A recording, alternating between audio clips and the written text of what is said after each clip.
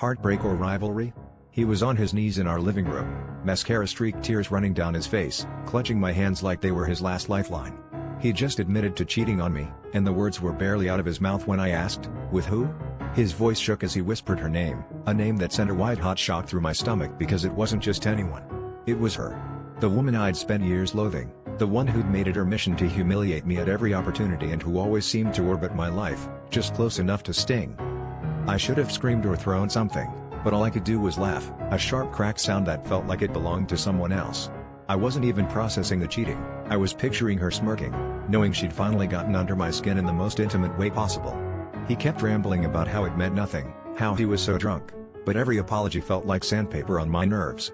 I realized I cared less about his betrayal and more about the fact she'd won, she'd gotten exactly what she wanted, and I'd played right into her hands.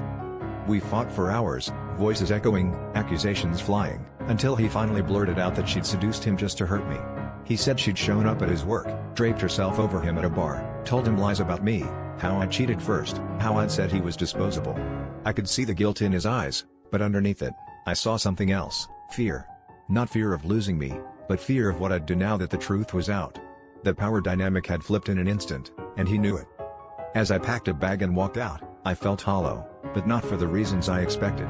The real wound was realizing just how much of my life had been controlled by my bitterness toward her. Losing him didn't matter half as much as losing to her. And as the door clicked shut behind me, I understood the ugliest truth. I wasn't heartbroken over love, I was heartbroken over rivalry.